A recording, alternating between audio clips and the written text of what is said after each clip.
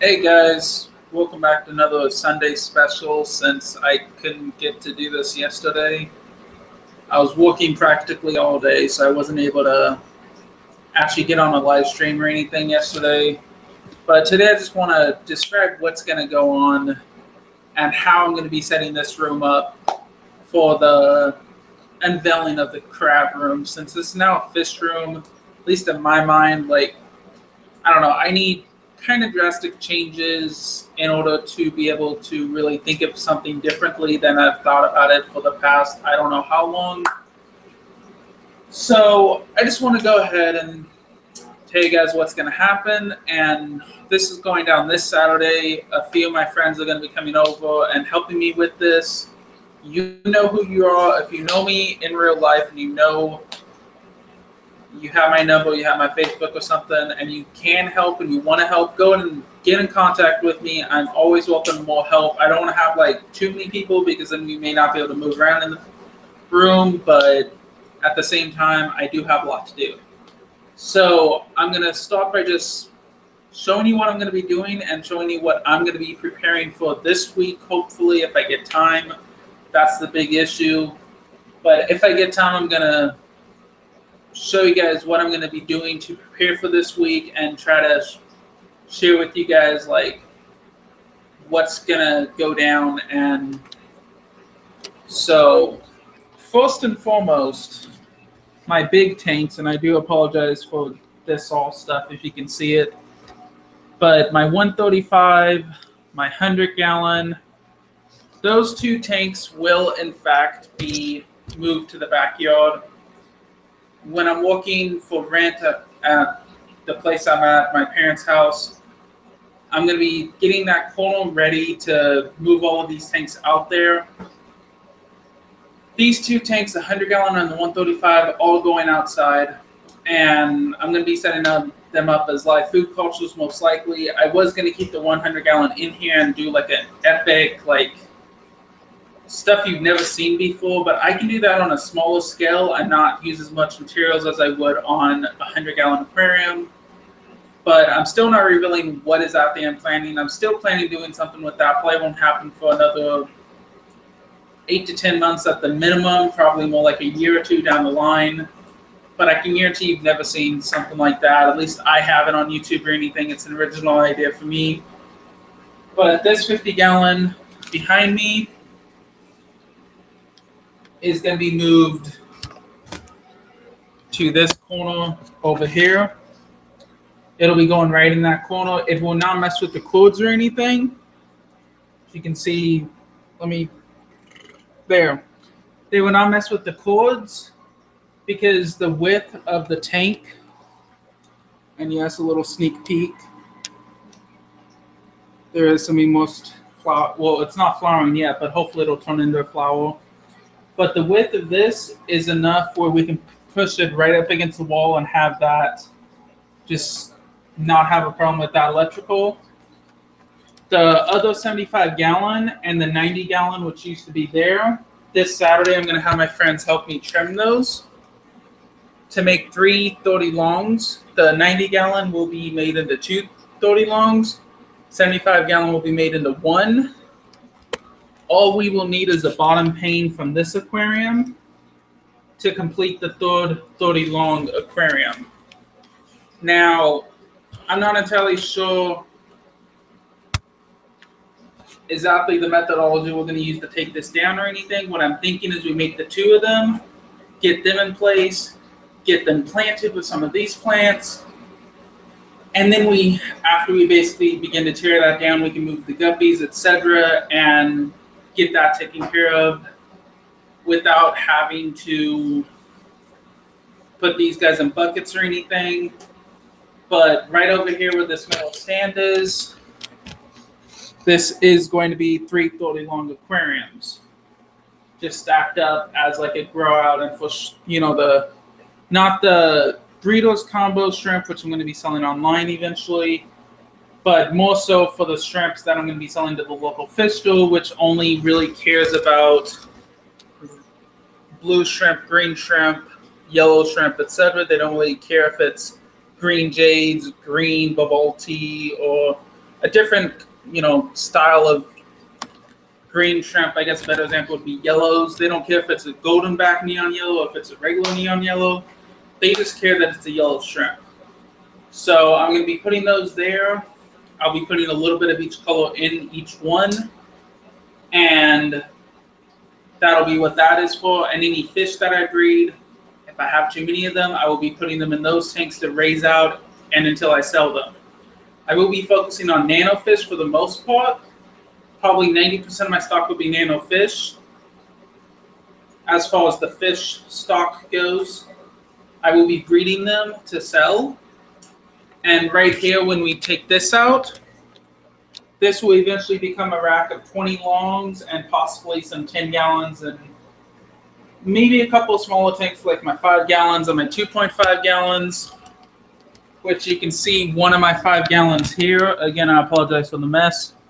You can see one of my 5 gallons here and one of my 2.5 gallons here. I do have another one of those each. This is probably a better one to show you anyhow, but that's a 5 gallon. That's a 2.5 gallon. So those will be put somewhere. I'm thinking it's going to be right around here. I kind of want the sunlight to be able to help grow some algae or something, possibly have that be a small live food culture that's just inside. These bigger tanks, as I mentioned, will be for large live food cultures, and the 40 breeder will also be moved out. Where the 40 breeder is, that is going to be where the polydariums sit. I might have 2 side by side, or I might have just one stack of 3. I'm definitely thinking 2 side by side. It will save a little bit of space on that side. You can see right there, there's a little bit of space, but it's not a whole lot. Like, I can't fit behind there.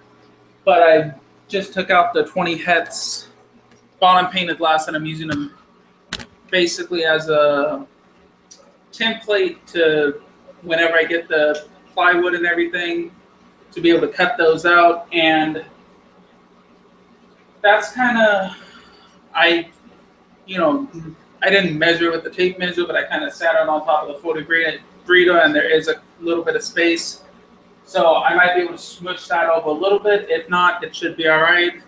Because more than likely, that side will be mostly for just the cinder blocks, because when we move this 135 gallon out, this will also be moving out as well. I don't want any sort of 2x4 stand. In my opinion, it's great if you want to save space. I mean, look, that is not even close to that. But at the same time, in my opinion, that doesn't look as professional if you have both cinder blocks as well as 2x4 stands. And this was built specifically for this arrangement, the 135 on bottom, the 10 gallons on top. Now these 10 gallon tanks, which currently house 6 crabs, 6 Pulpamatana crabs, 1 in each, and the yellow and orange shrimp over there, they will be basically, that whole rack will be moved lower once we move this out.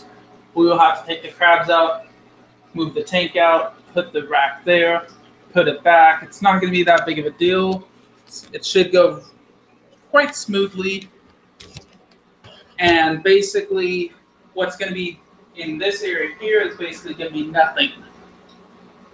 I might not do the 4x4 tank in this location because it is quite a tight squeeze. And over here, I'm thinking about having my filing cabinet where I was going to have the 20 long, or the 35 gallon and the 29s. I was thinking about having those there.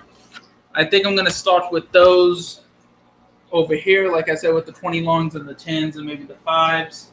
I'm probably going to be starting those there, but if I don't, I will be putting the 29s where I was originally going to. But at the same time, if I don't do that, I can always just put the filing cabinet there so it's not in the closet, have the closet for storage only, and have this as more like my business area. But then again, if I keep it in the closet, I can secure it more easily. So the filing cabinet does have a lock, but it's not very secure because it's like I don't even know like if we have the key for it. So if I keep it in the closet, I can actually just do something with the closet where people can't get in there and steal my documents or anything. Not that I'm really concerned with that, but there are a few things that I'm considering, and if it does happen, I will need to be able to keep certain things under lock and key just for business security's sake. But as of now, this will be either filing cabinet or the 29s. We'll see what happens. But I really want to focus on smaller tanks. The 29s are kind of, the 30 longs are the biggest I want in this room. Of course, the 50 tall will be staying because I'm not willing to try to, I mean, that's a pretty massive Amazon sword. And we're talking like, it's over foot tall and over foot wide, and it's pretty densely planted. I do have this one trim here, which is grown roots, which I also need to trim a few of these. But you can see it's a pretty densely planted tank, and it's actually, again, excuse the leaves and stuff on top, but it's pretty densely planted, and we're going to have a lot of fun trying to get this thing over there in the first place. I don't want to have to replant the plants and figure out, oh, well,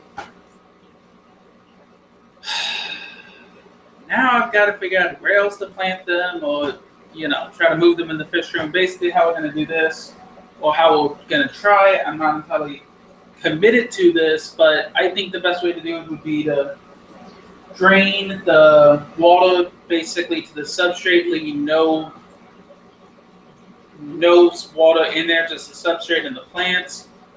If we need to, we can put cellophane or plastic wrap over it, move it quickly to that end. Once we get the cinder blocks and stuff over there, we can move it there quickly, fill it back up with water, re-add the shrimps and animals. If we need to, I might try to do it, which is leaving them in there and leave a little bit of water, but I don't think water is a great idea. Like, the substrate alone is a good inch thick, maybe inch and a quarter, so it's really thick substrate layer. I do have mineralized topsoil and a silica sand cap, not pore filter sand, though pore filter sand is silica sand, but it's basically more compacted because the silica sand I bought does not have just the one uniform grade like pore filter sand is. Pore filter sand is basically a uniform grade of silica sand, though I've read that that some people have found like different grades of silica sand in the pore filter, but I'm not going to get into that. That's just what I've read on some of the reviews that I've looked at on the Home Depot, which is where I get a lot of this stuff. But that's what's going to happen here. And what I need to do this week is, of course, get this all out of there. That's 3 totes, some stuff on top of the tote. I need to clean the 135, get it drained, get all that stuff off the top.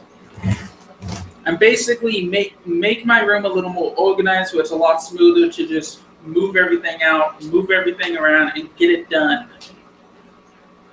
So if you guys have any advice on like maybe how I should move this 50 tall, if just draining the water will work, go ahead and let me know that. And one thing I did want to mention real quick with this stuff I told you about to excuse, this stuff right here, all the dead leaves and stuff, I am keeping those because I don't want to throw them away. One of the biggest issues with throwing yard waste and stuff away in my mind is it goes to the landfill and it will break down. It will break down. Organic matter will always break down. The issue is it will break down in an anaerobic environment because they don't turn the landfill. Eventually, they're just going to cap it, and that will release methane. They should burn off the methane, but even so, I'm still not okay with it for contributing to that. So even the yard waste that I don't compost for my personal use down the line, I am composting until it completely breaks down, and then I will be pitching it in the garbage. The reason why I do throw some of it away is because the stuff on the street, we all know cars, a lot of them have exhaust, and I don't want all of that residue and stuff that the grass and stuff may catch in my compost to go on my plants and in my fish tanks, because I don't want that risk of poisoning my fish or poisoning my plants, or eventually possibly poisoning myself if I grow vegetables using that compost or something. I don't want that to go into me or my fish or anything else. So I do throw some of it away, but I'm starting to compost that separately using the bag method, which I'll try to find a video that Praxis 55712, I think it is his channel. His name's Ray, and he kind of did a little segment on that. So I will try to find that. And what I'm going to be doing for a lot of this stuff, especially like the plant trimmings that I can't use or I can't sell, whatever the case may be, I'm going to be having a scud culture, which is basically scuds are little crustaceans that eat organic matter, eat decaying plant matter, etc. They're great scavengers in an aquarium. I know Aquarium Co-op has something on them. I haven't watched the video yet. I have it in my educational aquarium videos playlist, which I will include at the end of this video as well. But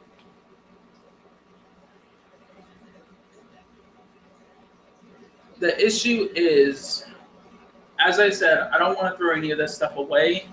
So I'm going to have a scud culture in the backyard in that corner that I'm going to be cleaning out.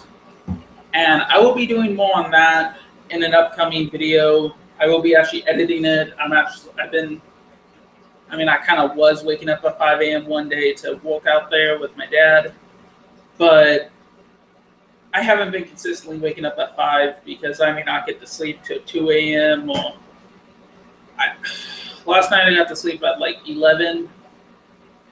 And that's been early for me getting to bed recently. So let's just say it's going to be an epic video, just like my, Living with Autism poem that I was going to edit and make a super epic thing.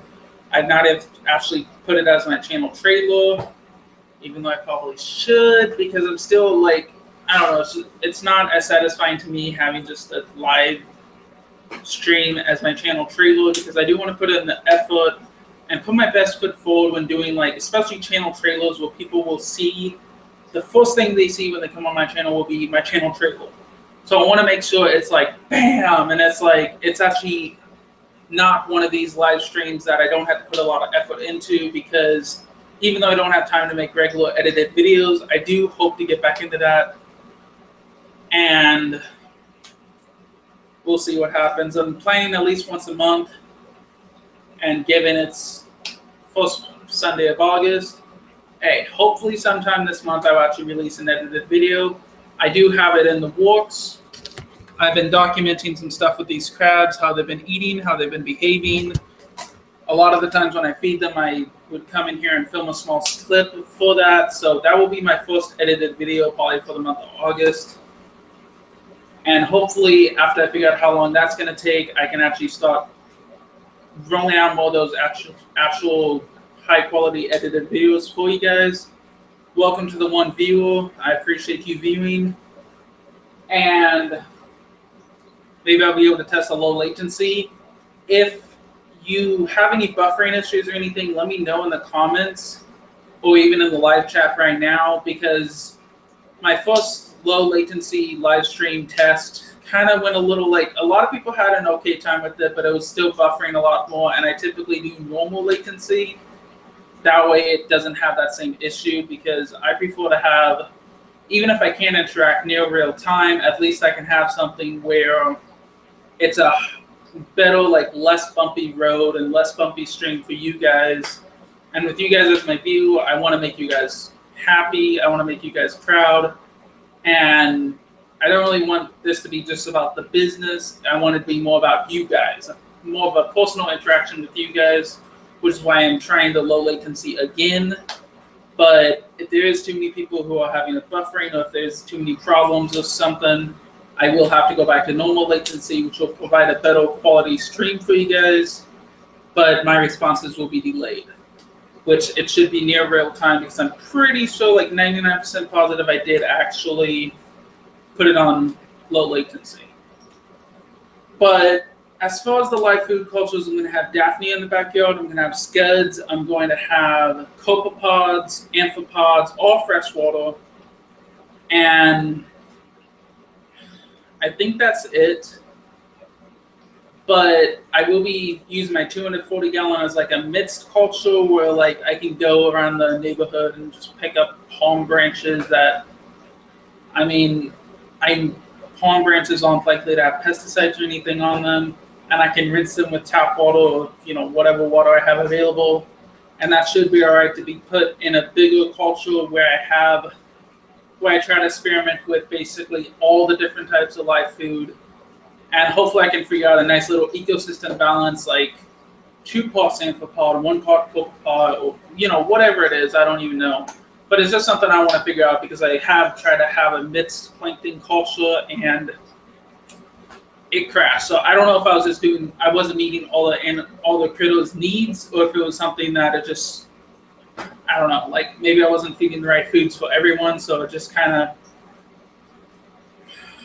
I can't remember the terminology, but there's a type of disturbance in ecology where the population goes from like balance to like more left or right skew based on like different traits and stuff. And it's also community ecology, like maybe there's a vast population of every animal and then some disturbance happens and it just like one animal, like a couple animals survive and the rest perish. And unfortunately I forget the technical like scientific term that ecologists actually use, even though I am a conservation ecologist. But I know there's a term for it. I can't remember off the top of my head. I have been kind of out of it the past couple of weeks. But that should, and with the cultures, I will be having a green water culture. That will be this 100 gallon. Because I know Daphne eat green water, and I know a lot of fry eat green water. And since we're going to be working with nanofish, I think green water and infusoria will be the 2 best bets for nanofish, for breeding the nanofish, being able to raise them successfully. So green water will be basically one of my larger tanks, which is the 100 gallon. I'm thinking the Daphne will either be the 40 breeder or a different tank that is quite a bit smaller. It will, hopefully the Daphne don't populate to the point that they take up all of the 100 gallon green water, because then that'll be kind of a bad thing. But it is something that I'm going to have to go out back like every day, working all the cultures and everything. But as I said, that's going to be an upcoming video. Hopefully in the month of September, October, since I'm only planning 1 edited video a month, just make it easy for me and try to get those rolling out to you guys slowly but steadily. But I think that's about it. I'm going to have green water, amphipods, copepods, Daphnia, possibly some others. I'm not going to have them uncovered where mosquitoes can get in, because that's going to be a problem. My dad definitely is not on board for a lot of the, like, in the past he hasn't wanted me to have like rain barrels or something because he's always concerned with mosquitoes. And I don't always go out and take care of those things before they become a problem, because living with autism is difficult in that I do have off days, and sometimes I have a series of off days which turns into an off week, and I can't always stay on top of everything if I'm having a super severe off day when I'm just like totally out of it or something. So yeah, if there is mosquitoes, I'm going to be in trouble, and I don't want this whole idea to perish. So there are a few requirements before I get to set these up in the backyard, but I will be meeting those, and hopefully my dad will agree to allow me to have these in the backyard. And this should give me a little bit of info as far as like the water temp in the summer, the water temp in the winter, and basically I'm hoping in a couple years, if I'm still at this location, if I don't go for my graduate degree or something, if I have to put that off for whatever reason, I hope it'll be something that I can actually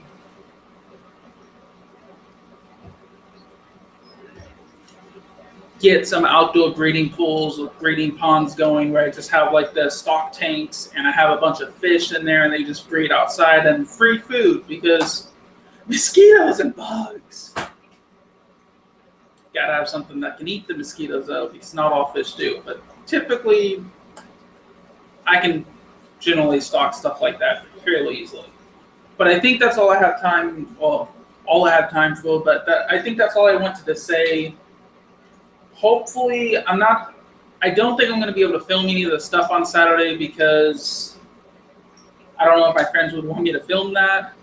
But more to the point, we're going to be busy. As I said, we have to trim some of the tanks out back, which I have not been able to do. We have to rebuild them into 30 longs, which I will basically be overseeing that a lot of the time. And I will actually be working on that a lot of the time. We have to move the 135, 100 gallon outside. We have to, I'm hoping to get the 240 into that corner, the 300 into that corner, if I have enough friends who have enough muscle and everything. Because those tanks are really heavy. Like, that was my workout when we actually brought those to the house a couple months ago. I know it was on a Sunday, and so it was a couple months ago. Like, I don't know exactly the time frame, but I know it was on a Sunday when we did that.